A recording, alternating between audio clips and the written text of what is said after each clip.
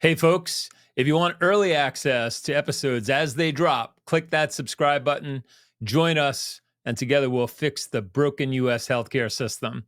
We'll see you on the next one.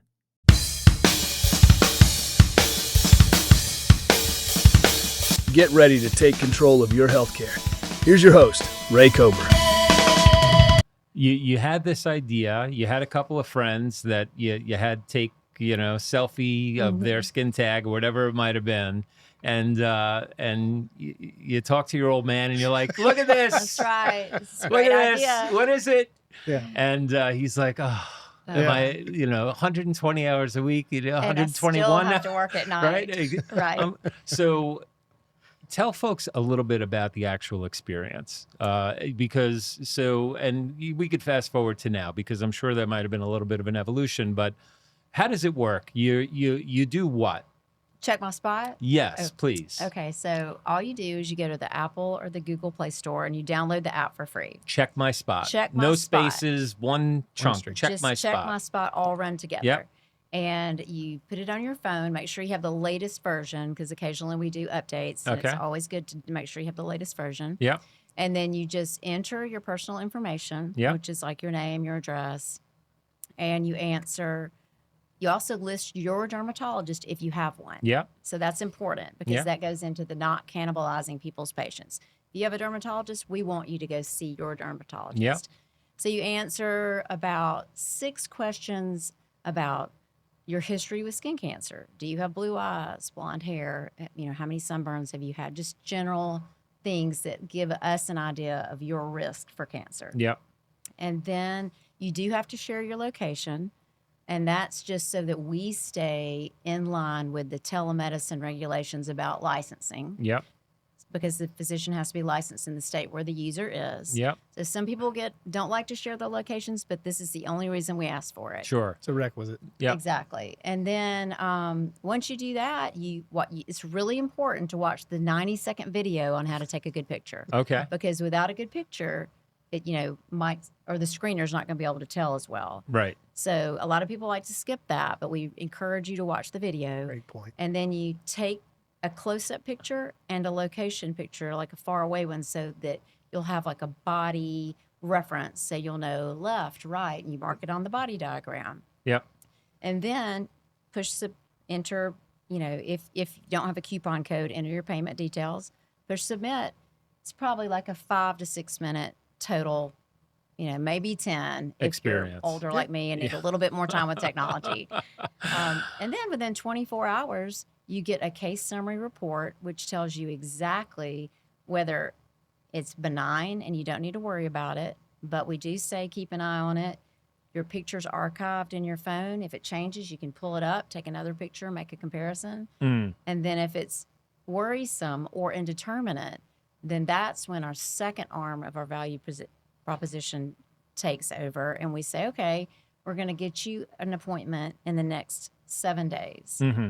And if you listed your dermatologist, we're going to send the referral there.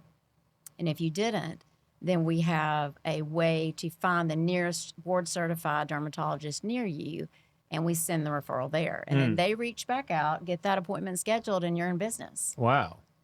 Some of our forward-thinking colleagues we have preferred referral site partners, and they're like, yeah, I'd love to take unattached. If you go to see a preferred referral site partner, they have agreed to schedule you within a week.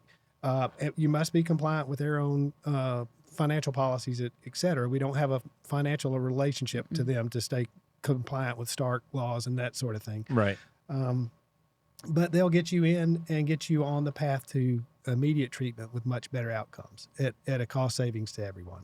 Interesting. So I knew you were coming here, and I actually had a dermatology appointment for skin screening scheduled, and your visit kind of made it top of mind, Yeah. I will say, for the record. So I do have that coming up, but I noticed something on my arm that I wasn't too crazy about. I said, this looks a little suspicious to me. It was a little dry. And, I went through the app experience. And what I'll tell you is it was a piece of cake. Oh. Now, but with an asterisk. And the asterisk is not on you guys. It's in my case, it was located like above my right tricep, and it was Right. very tough for me Yes. to get like Location a photo. great picture. Yep. And I did it during the day when I had a million things Yep. going on. So, but I almost, honestly, I probably would have taken the time to make it a better picture. But as an experiment, I said, let's see what they come back with a not so great picture. Yeah. Right. So I don't know if you can even talk about it, if it's licensing and blah, blah, blah. But if you looked at what I sent, but for the record, I just want to say the process was pretty easy. Like, We tried to make it as easy as possible. Yeah, Because if the- it's not easy, people aren't going to No, use it. the UX is very important. And we do have tips for tough locations. On those, we recommend a second person taking the photograph, or pop it in the mirror. You know, turn and look at your back in a selfie on a mirror, and then all we need to know with that location photograph Right. is right from left, or where is it? Is it above your elbow, below your elbow? And this is so that the job is easier for our referral partners or your own dermatologist to go in and say, this is the spot, the exact spot that they were concerned about. right. And that is a limiting part of the thing, is that we're not asking to supplant all, like, we can't do a complete skin exam in this Right. with this fact. Sure. It's for when someone discovers it. And what we want people to do, and we want, if you're a corporation and you have employees and you have, if you have 1,000 member group, 30 to 50 of them are going to have a non-melanoma skin cancer in 1 year. 3 to 5 are going to have a melanoma in that population. How great is it to mitigate your risk for a catastrophic claim on your plan, to say, okay, employees, we want you to use this service. Look each other over and send it in. And this is what was validated in the cost savings. Higher utilization is higher cost savings. Right. Greater risk mitigation. You've got your employees are right there. Encourage them, help, use, look, and then come in with anything that you see that you might not have been aware of. But, Sure. But it starts by looking, and so to come back to your point about a location photograph, we make our diagnosis really off of that macro photograph, which Yeah. is usually pretty easy. But we got to have that location photograph for two reasons. One, we want to make sure that when we refer this in, that specific spot is the one that recipient physician is being aware as to the issue. Exactly. Right. And then the second is, sometimes people circle one and then there's something really bad beside it. And that big I'm going, hey, listen, Right. what you're showing me is okay, but you got to get in because you got a bad spot over beside it. Wow. And they think they say, well, that's been there for a year. I said, I know, but it's not a good spot. So, Right. and that's happened, incidental findings where we see stuff in that location photograph. And Yeah. that's our standard in dermatology. When we're tested, we see two photographs. You know, it's usually a location or distribution, and then we get a macro photograph of what the process is occurring. Right. And the cameras are good enough to represent that now. That's so cool. Yeah. And so that was going to be my kind of, you stole my thunder. Like, have someone, like I would have had my wife take that Yes. shot, or your son or your daughter, who, Right. you know, your cat or your dog. Just so, Get in 'em. so exactly. You need that, you know, clear, crisp shot. It would be best we do. for that perspective. You know, I did recognize the name Ray Kober when it came through yesterday. So I said, okay, Ray's testing me. Normally, if I couldn't tell on that macro photograph, Yeah. we have something that says resubmit. And it's a feature where the reviewer will punch in a paragraph and say, hey, I need this location photograph, have someone else take it, or do it in a mirror. Or it's blurry. Right. Rest your hand on a tabletop, or rest your hand on your arm while you're snapping the photograph. All these photographic tips that we can give when the submission doesn't meet the standard that our provider is comfortable issuing a disposition on. Got it. So that's part of the process too. I knew we were coming today. I was going to say, We were just going to fuss at you. I know for I'm the being picture being a little tested. blurry. So I stole your thunder. So has the guidance changed on what to excise? And the reason that I ask is I went to a dermatologist several years ago, and they removed several things. One was I think a basal cell Right. carcinoma, if I have that right. Mhm. And it was nothing to it, or dysplastic nevus, right?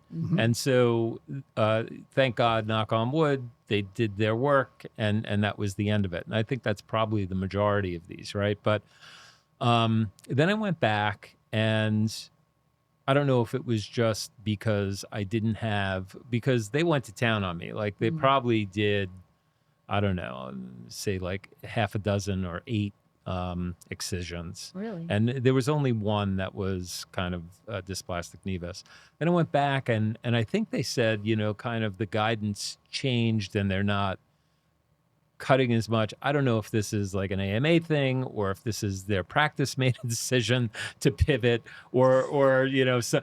And I don't want to put you on I the can tell by your face I that know, you're like thinking about how to answer this. This is We're putting Dr. let me Webb put on the my spot. diplomacy hat. Yeah. When you really, the physician still is in control of when is it time to biopsy and when is it not. And then the next step is, do we biopsy based off what we see on the pathology report? And the category, and a lot of the pathologists who are good will say this one has a moderate degree of atypia. The recommendation for and a dysplastic nevus is a very complicated issue, but it's a mole that sort of looks abnormal to the clinician's eye. And then when they look at it under the microscope, it has a few abnormal features, but not enough to call it a melanoma. And the question then is this a pre-melanoma? Is this thing evolving into a melanoma or not? We don't have an answer for that question. But we do know that if it has a certain percentage of those features, who cares what the answer is? It's better for the patient's mental well-being, and also better because it can't do anything if it's in a bottle to get it off of them. So that's where we are in the state of it. So when there's variability, it comes in, what's that clinician's threshold? And so my advice for listeners is use someone who does a lot of this, who has seen a lot of these, board certified, in my opinion. Again, I'm biased. I'm going to say there's plenty of non-board certified physicians who are excellent. But if you want to know someone who's met the standard, that's the term that you want to look for. Right. When it comes to excising them, a lot of pathologists will weigh in, and because they're on the hook for liability too. If they're missing something, or it's only been represented in a portion of the sections they've examined under the microscope, they'll say we recommend complete excision. And then it gets into this issue from a reimbursement standpoint. It could be malignant, it might not be, but they're going to pay for it as if it's benign, obviously. Got it. Yeah. And so there is a risk and a liability assumption that goes on the physician and the pathologist, and that sort of guides the decision that a pathologist and a clinician or surgeon make when they're deciding, do we cut this out or do we watch it? Personally, I'll tell folks, I'll say, look, here's your 2 choices. You can watch and wait. There's no clear indication this is cancer. There's no evidence that it's becoming cancer. Right. Well, tell me what you want. Is this something you're going to worry about every day and watch it every day if it's changing? If it is, let's put it in a bottle and forget about it. It takes 10 minutes to do it. And I think if you hear that message, stay with that person, because that's what is in your best interest and most for your well-being. That's your champion of well-being. When in doubt, cut it out. No, not at all. There's times where I'll say that's perfectly okay, and they say, well, what if it's not? And I'll say, we'll know in plenty of time before, And again, it's an assessment. If this is someone who's careless and is in there because their wife cut the kitchen pass on them, said you're not having dinner until you go in and get that. Yep. Then I'll say, look, but you better get this cut out, or you're not gonna have a great life at home. If someone says, you know what, I really hate surgery, I'm worried about a scar on my cheek, I said, okay, well, let's watch, because it's not going to change the extent of what's necessary to fix it if you will watch it closely, and if you will make your follow-up appointment with me so I can compare what I see at follow-up with the photograph. That's something that can be done on CheckMySpot also. Right. That photograph, you just send it in 3 months. Again, is it something changed? Yeah, that's a significant change. And this brings up a really good point, and I know I'm starting to fly off. No, you're good. You're good. But photographs are a static representation of a dynamic process. So this is a snapshot of what we see. Yep. And so what we're doing is to say, it is my professional assessment and experience that when we see this, we can expect this to happen. Sometimes skin cancer develops in a completely benign spot, and they say, well, I got a biopsy that. They said it was okay. Well, more than likely was okay when they did the biopsy before, but something else has occurred in this area, or this has evolved and now it's something different. So that's why we like for people to give them immediate peace of mind, but also say, just keep an eye on it. You'll Right. know. You'll Right. know. Right. Yeah. Yeah. Really cool. So I have more questions, but I want to get to kind of the crux of your solution. And we touched on it, but we didn't really dive in, right? So when we look at healthcare and the broken healthcare system that we have, and people are, in functionally uninsured plans. If you're spending $40,000 a year and you don't have access to a physician for 6 months, I would say that's functionally uninsured. Or if you're in a plan that, you're making $30,000 a year, you're basically just above the poverty level or at the poverty level, and you have a high deductible plan with a $3,000 deductible before you can access care, you are functionally uninsured. Right. And so the majority of our focus is on helping employers and people understand how to do better. And the way to do better in the name of the game is you have to pay attention and you have to focus on claims. So it's not about having a magic card in your pocket that you can bring to a physician or a hospital or a medical facility and show them and pay your fair share of whatever that plan says that you ought to pay without really fully appreciating what is the true cost? What is this really costing? Because on the back end, if your fair share, let's say you're in a rich plan and affordability is not a problem and you're paying $1,500 out of pocket, no one wants to pay $1,500. I don't care how much money you have, but it's not going to change your life, but that's what you're focused on, the $1,500. But on the back end, that $1,500 represents a $150,000 surgery that you could have gotten for $20,000 with equally good care.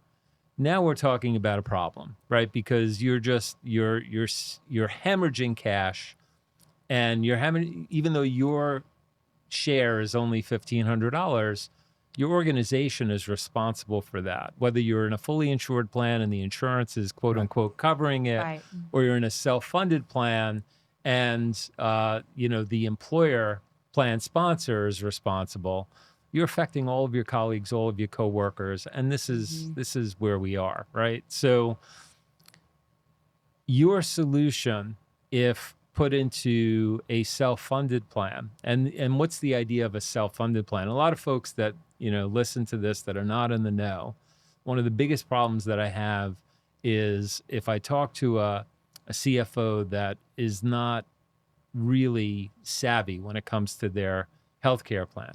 And, you can make an argument and say, well, why should they? They're focused on their profession, what they do every day. Well, they should be, because healthcare is likely the number one expense after payroll. Right. And they have to become experts at that. We have folks that are, running large organizations that are, managing their office supply spend down to the fraction of a penny on a paperclip.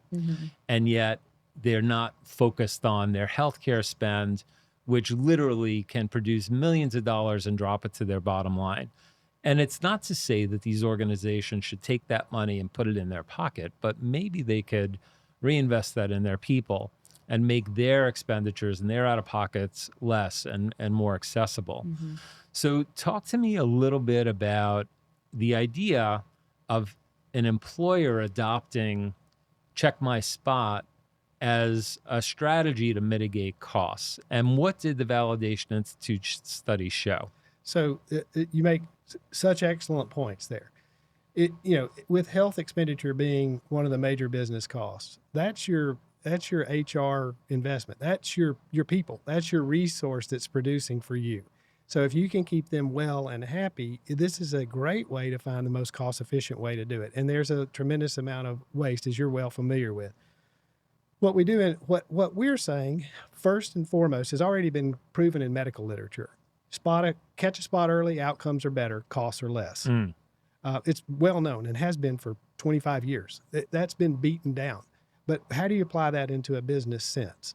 Well, again, non-melanoma skin cancer is not reported. So their hidden costs in somebody's book a corporation's book that they're paying for unnecessarily because this problem's been allowed to advance when it shouldn't. Mm. So what we see, and this is what the Validation Institute saw, and I broke this down on an RVU pattern. I told you I was a math major, and I loved it. And Al got it right away. He came out of his seat almost, and he was like, "Oh, I love this." And I was like, "No, thank you, Al. This is finally somebody's getting it." Yep. But you have an employee, you get them in sooner, they're going to be better physically. They're going to not go to the doctor as often, but they're going to know with peace of mind their spot's okay. They're staying and working, and your productivity and bottom line is going to be improved indirectly.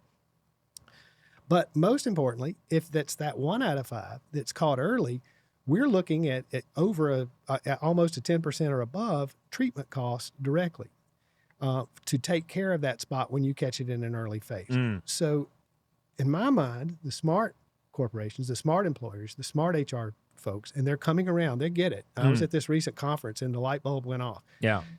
Let's get our people to be their own screeners, their own health advocates, and then we'll cover it. We'll pay for it. It's a nominal cost. I'm laughing, Mike, because I'm picturing like employees taking pictures. I would love it. I would love it. Listen, you would believe we would never see this. We would never see this. He's holding up that coaster again. Yeah, we would never. Don't want to see that anymore. But they'll save on their bottom line. And here's the beauty: 3 out of 5 of 1,000 employee pool are going to have a melanoma. Mm. Left unchecked, 1 out of 10 of those melanomas are going to go to an advanced stage. Mm. And when I say advanced stage, you're looking at 750,000 to $1.5 million, especially with new pharmacology that's come out. And who's going to be able to deny?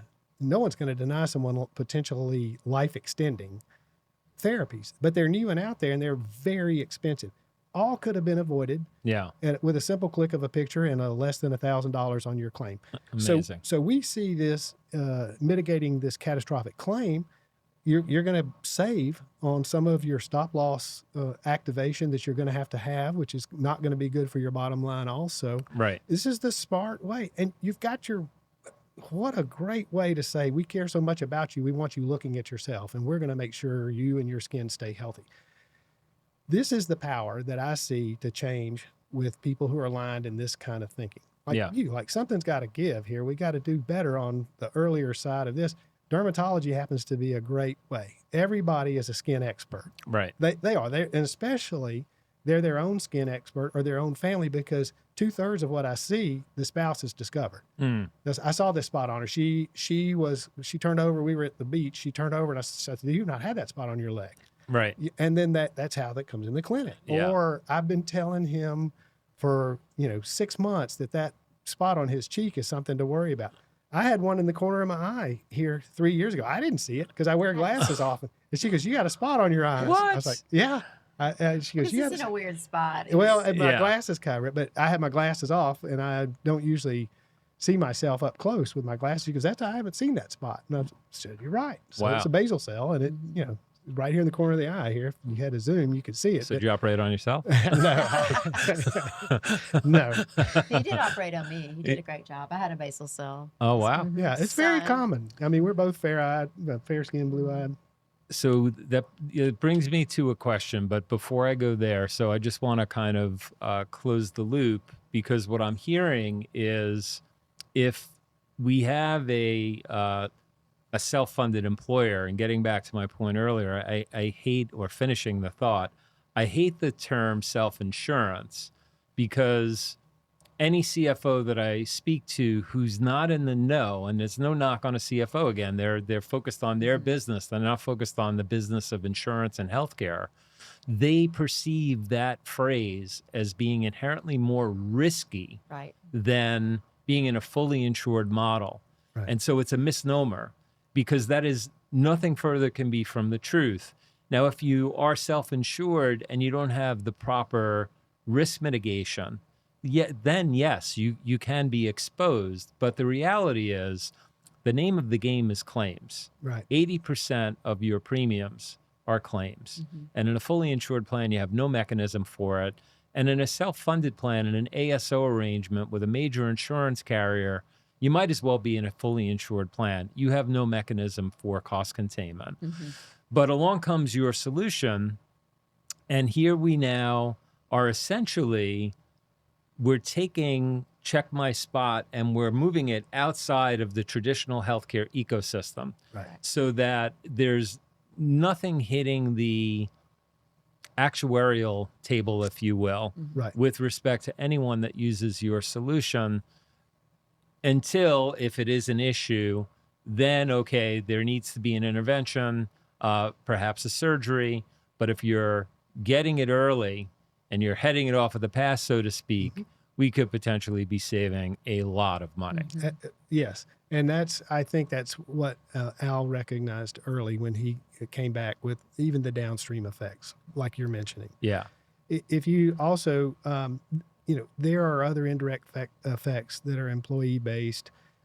There's a high attrition rate for advanced melanoma. You're going to lose that skilled person out of your workforce, and you're going to have to replace them and shift. So there's other indirect costs that occur when a disease like cancer, and in my case melanoma or other deadly forms of skin cancer, are allowed to progress without catching and intervening early. Right. Right. So we're basically reducing the frequency and the severity of claims, because we're keeping the benign spots out altogether until they need treatment.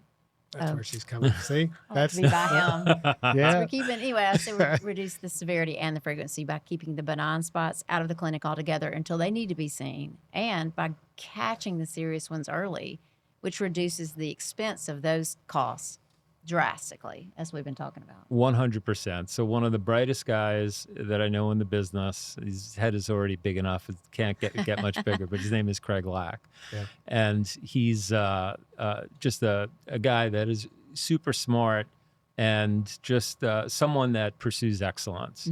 And he's the first person that I ever heard say those words: frequency and severity of claims. That is the name of the game. Lots of, quote unquote, insurance brokers will be out there and they have shiny object syndrome, and they're always pushing the next shiny object.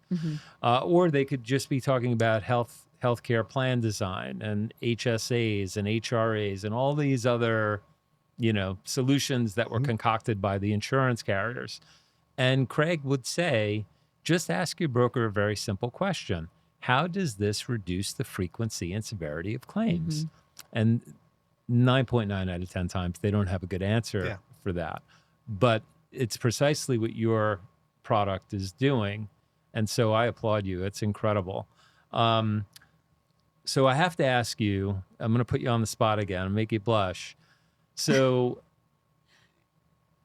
part of the issue that I've had personally with dermatologists, and this is just my experience, you can have a good dermatologist who's very good at identifying, something that's suspect, and their knowledge may be incredible, but when it comes to removing something from your body and then sewing you back up, they're not plastic surgeons. And I've seen some real butcher jobs out there. And so how does the audience kind of figure that piece of it out? And man or woman, if you have something on your face that is going to require surgery, is there ever a point where, as a surgeon, you might say, hey, it would be better to have a plastic surgeon do this, or assist, or how does that, because at the end of the day, you could be physically maiming someone for life, right? Scarring them. Well, and that has a tremendous impact on self-esteem down the road, and that is a disease state in many considerations. Your better dermatologists will make that assessment for you. And most of your better dermatologists provide the option to have a closure with plastic surgery. In the field of dermatology, we have a board certification for micrographic or dermatologic surgery. And these are folks who've been doing really more reconstructions with skin surgeries than some of the other specialties like plastic surgery. So I have a very good relationship with the plastic surgeon that we work in. We work in concert on several cases.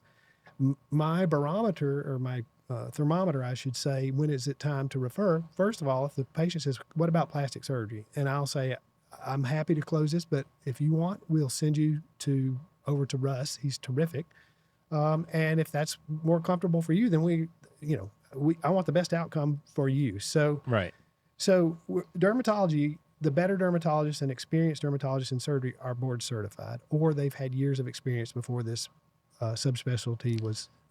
But Mike, when you make that referral to Russ, Yeah. do you lose out? Are you losing So, money, like for wh- selfish reasons? Yeah. The short answer is no, because I'm that person's skin manager. And if they know I have what's in their best interest, the long play is to keep them satisfied and happy, and they'll be back for plenty of other procedures. And, from that standpoint, that doesn't bother me at all. Yeah. Russ and I will compete who's better. I'll tell him right out. I said, Russ, I think I did a better job than you do. And he'll look back and go, wow, you're crazy, but, Right. but that's the sort of communication you want, with your colleagues, and that you want your dermatologist to have with your colleagues, with their own colleagues, so that your best interest is put first. Can you ballpark it? And I don't know if this is even possible, but if I started a question and said the majority of skin cancer surgery costs for cash price is a range. Yeah. So, and in this business, there's contractual reductions and multiple fee. Oh boy. So Don't get me started. I know it sends me into orbit. I was a liaison for one of the BUCA, for the derm liaison, and we used to. I used to blush often at the table with them. No, I'm not talking about the negotiated Yes. contracted No, price. I know. I'm talking about the Right. cash price. Well, I'm gonna bring this full circle. So again, it depends on what kind of overhead you're running. Can you do it, and what kind of overhead are you going to make? Roughly, and it also depends on the size of the tumor and the amount of resources available for reconstruction. Sure. Time being the biggest one, and when you're doing it. But the average cost, probably cash around, is $400 to $600 to take something out and reconstruct it. Mm-hmm. And that's if you actually receive that amount of money. Yeah. Direct contracting, and this is what we've been working with down in our ecosystem, a very forward-thinking industry in the Tuscaloosa area is involved with direct contracting, and they say we prefer to do this. It's much simpler, it's cleaner, everyone wins, and we've helped facilitate that in our dealings with them. And I'm happy to do it. I think everybody wins in this situation.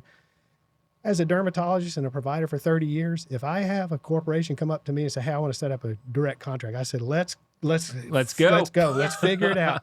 I don't want to deal with all of these sudden surprises, claim denials, spending dollars to chase nickels. Let's get rid of that, and let's just go back to how it used to be, essentially a handshake over a barrel and get the job done. Right. And I think most of your better doctors would love to see that happen also, but it's the 800-pound gorilla. Yeah. You have to.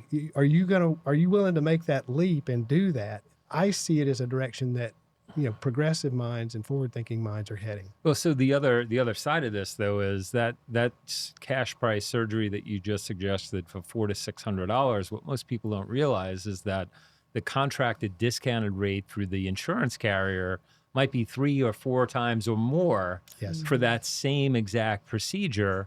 And then, the doctor is getting strung along, waiting for payment. It's a nightmare. Yeah. And so, we're really gotten so far off the beaten path and so far away from what that insurance card once represented. Was at once upon a time, you were getting a discount. Yeah. But, then docs and hospitals are waiting forever to get paid, and reimbursements and chasing money. And so sometimes, most times cash is king. Right. Yeah. It's a headache, and it is a forward way of thinking. I would love to see a lot of it reintroduced into the market share. I think most physicians, including myself, would welcome a change like that.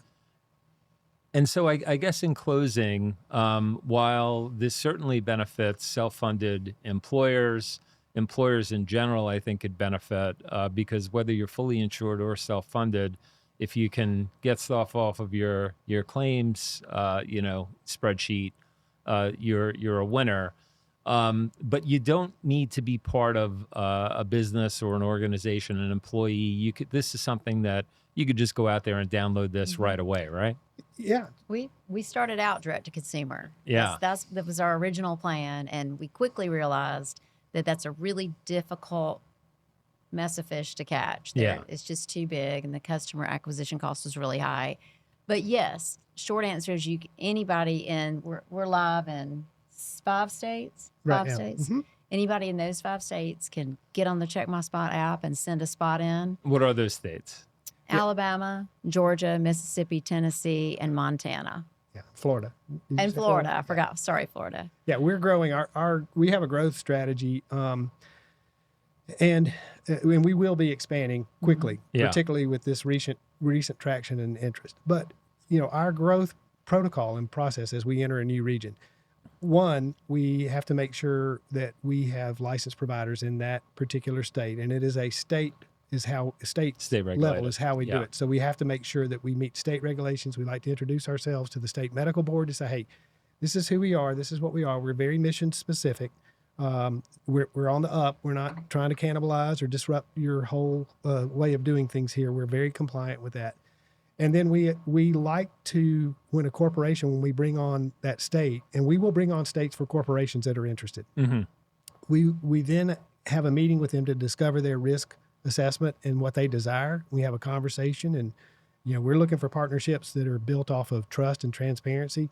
I'll say this is what your risk is for your employee population, and this is what we can cover that for you. And our cost models, we have PEPM models, we have hybrid models, and each of those are profitable, and that's what Al has validated for us. And then we will set up, if they have a specific, and this is what we did for that forward-thinking corporation, we want to send our people here. Then I'll have a conversation with them, and they'll, just like I told you, most folks, when they hear it broken down like that, or say, yeah, I want to be a part of that. Most physicians.